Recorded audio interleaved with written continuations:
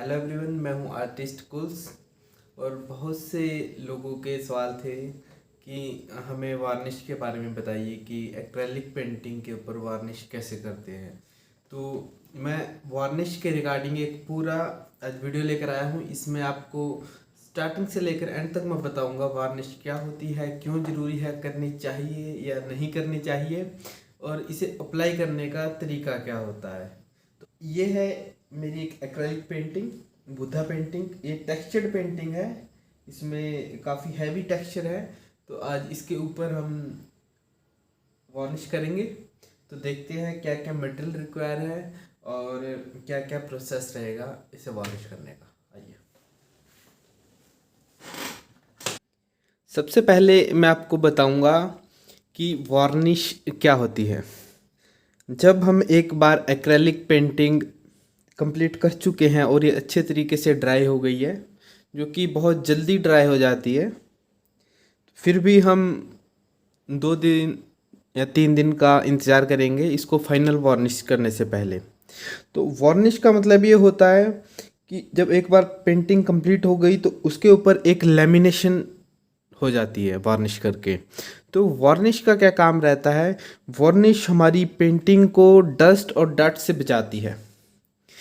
अगर इसके ऊपर डस्ट या डस्ट बैठता है तो वो इजीली हम क्लीन कर सकते हैं किसी भी चीज़ से। और दूसरा, जो वार्निश है वो हमारे कलर्स को फेड होने से बचाती है, यूवी से प्रोटेक्ट करती है और इन्वायरमेंटल कंडीशन से प्रोटेक्ट करती है। तो वार्निश करना ज़रूरी है पेंटिंग को। एक्रेलिक पेंटिंग को जैसे ही ऑयल को वार्निश करना भी ज़रूरी होता है, लेकिन उसका प्रोसीजर अलग होता है, उसकी टाइम ड्यूरेशन अलग होती है।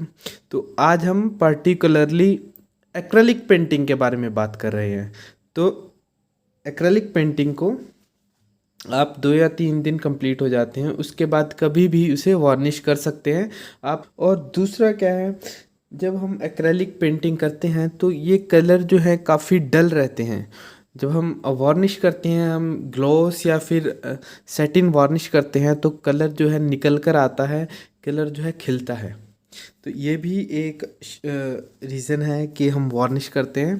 तो ये तो हो गया कि हम वार्निश क्यों करते हैं, करनी चाहिए या नहीं। तो हाँ, ज़रूर वार्निश करनी चाहिए।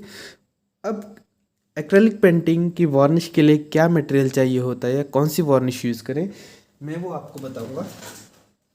मैं आपको बताऊंगा कि एक्रेलिक पेंटिंग में कौन सी वार्निश यूज़ करें या फिर मैं कौन सी वार्निश यूज़ करता हूँ। तो सबसे पहले तो जो ब्रश है वो आपके पास, ब्रश की जो विड्थ है वो काफ़ी ज़्यादा होनी चाहिए। ये 50 mm का ब्रश है और इससे भी ज़्यादा होगा तो अच्छा है अगर पेंटिंग का साइज़ बड़ा है।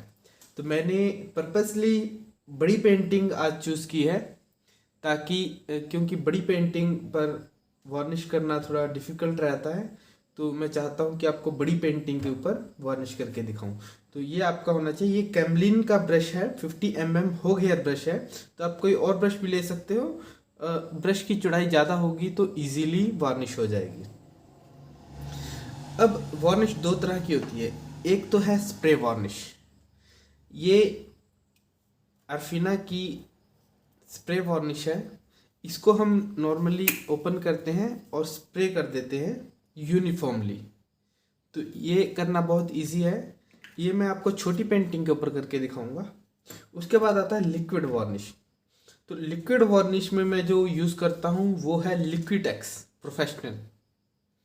ये बहुत अच्छी क्वालिटी की वार्निश है। मार्केट में लोकल वार्निशेस भी अवेलेबल है, लेकिन मैं वो प्रेफर नहीं करूँगा क्योंकि उनकी कई बार कंसिस्टेंसी काफ़ी ज़्यादा होती है कि अप्लाई करते ही वो वाइट हो जाता है।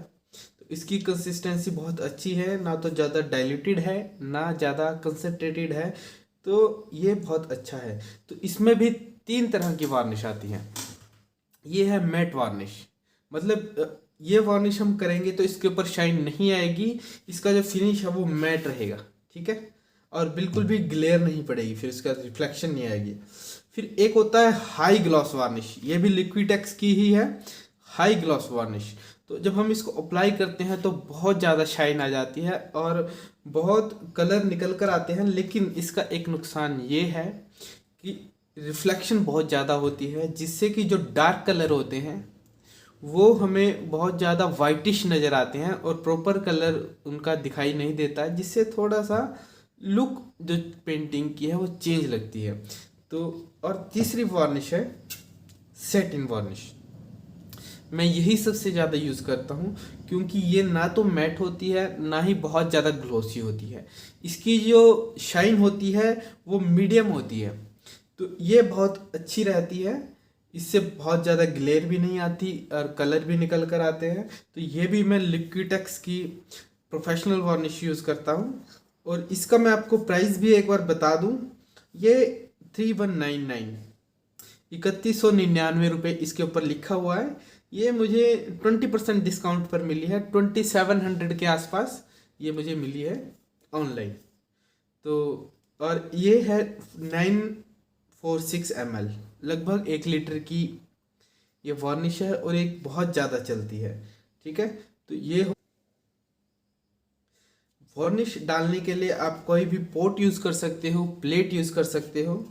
मैं डिस्पोजेबल प्लेट यूज़ करता हूँ, क्योंकि वार्निश जो है जम जाती है, जो बची हुई वार्निश है, तो उससे क्या होता है, अगर कोई प्लेट वगैरह है तो या कोई कंटेनर है वो ख़राब हो जाता है। तो ये डिस्पोजेबल प्लेट यूज़ करने का फ़ायदा ये है कि ये एक बार आप यूज़ करके इसे आप डिस्पोज कर सकते हैं। तो अभी मैं इसमें ये वार्निश डालूँगा। ये देखिए, इसका लॉक भी सिस्टम भी बहुत अच्छा है। तो इसमें मैं थोड़ी सी, जितनी मुझे लग रहा है कि इसमें लगेगी, मैं उतनी वार्निश इसमें डाल लेता हूँ। देखिए इसकी कंसिस्टेंसी आप देख रहे हो, ना तो ये बहुत ज़्यादा डाइल्यूटेड है ना ही बहुत ज़्यादा कंसनट्रेटेड है। तो फ्लो भी ब्रश का अच्छा आएगा और वार्निश भी जो है अच्छी हो जाएगी। तो आइए ये ब्रश लेते हैं, ठीक है, और इसमें टिप के ऊपर हम लेंगे और एक डायरेक्शन में हम वार्निश अप्लाई करेंगे। और इसको बहुत ज़्यादा देर तक हम रब नहीं करेंगे, क्योंकि एक बार ड्राई होने के बाद हम इसे दोबारा और रब करेंगे तो ये सूख कर वाइटिश होकर एक सेमी सॉलिड लेयर बना लेगी, जिससे कि हमारी पेंटिंग ख़राब लगेगी। तो आपको उतना ही रब करना है जितना आपको लगता है कि उसको अप्लाई करने के लिए काफ़ी है। ठीक है, अगर हमारे पास ये कम पड़ गया तो हम इसे और ले लेंगे, लेकिन कोशिश करें कि ज़्यादा ना निकालें, क्योंकि एक बार सूख कर ये ख़राब हो जाता है और काफ़ी कॉस्टली रहता है। तो हमें बहुत सोच समझ कर ही यूज़ करना होता है। और एक और बात का ध्यान रखें कि वार्निश अप्लाई करने से पहले अपनी पेंटिंग को बहुत अच्छे तरीके से साफ़ कर ले किसी भी क्लॉथ से। तो ये थोड़ी कम हो गई है मेरे पास, मैं इसे और ले लेता हूँ।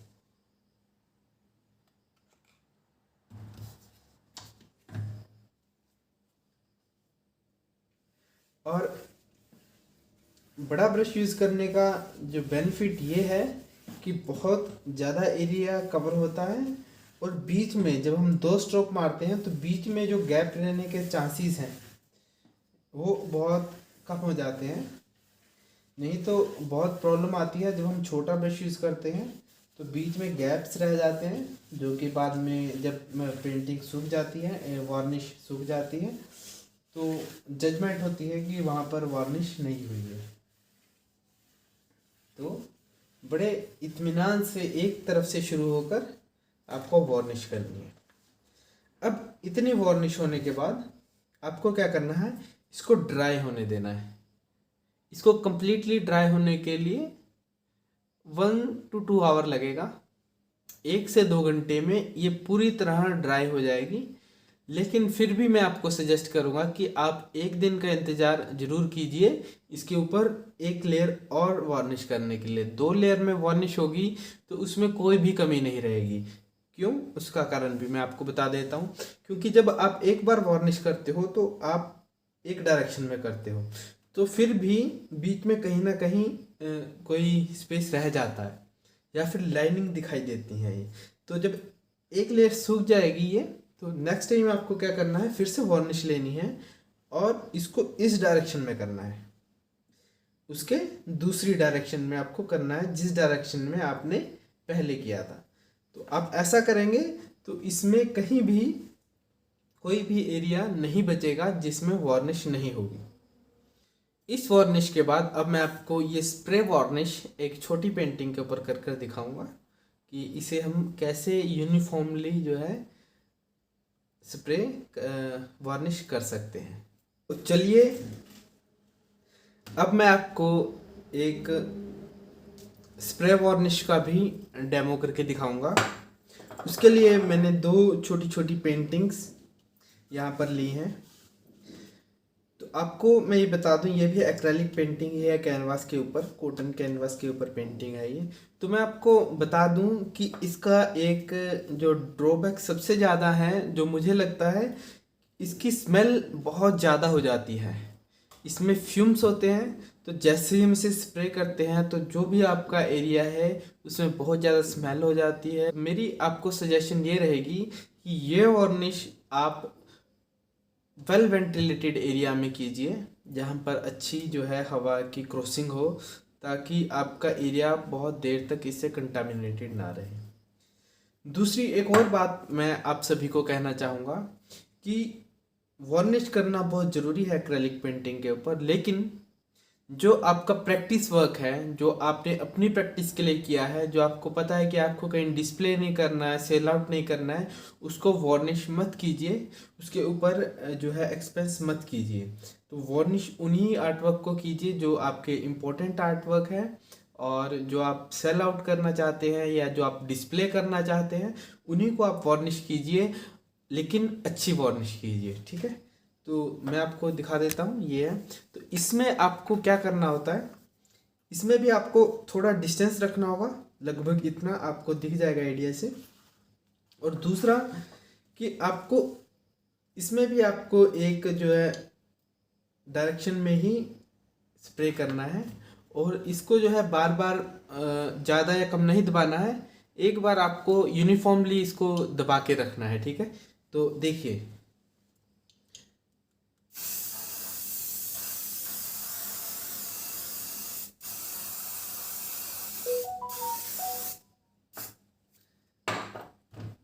ये देखिए कितना फ्यूम्स यहाँ पर उड़ गया है और ये जो है वार्निश हो चुकी है।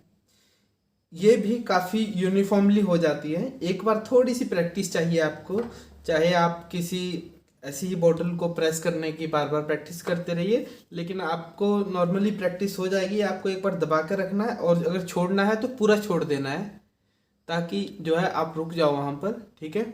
आप कम ज़्यादा करेंगे तो कहीं पर ज़्यादा हो जाएगी, कहीं पर कम हो जाएगी, जिससे कि आपका जो इसमें शाइन भी है वो कम या ज़्यादा होगी। तो जैसे ये वार्निश हो चुकी है, इसी तरह मैं इसके ऊपर भी वार्निश कर देता हूँ। ये बनारस की एक पेंटिंग है बनारस घाट की। तो देखिए ये मुझे सांस में चढ़ने लग गया है, तो आपको अच्छा ध्यान रखना है कि वेल वेंटिलेटेड एरिया में ही इसे आप वार्निश करें। तो देखिए आपको एक बार जितना दबाया है उतने ही प्रेशर से दबा कर रखना है।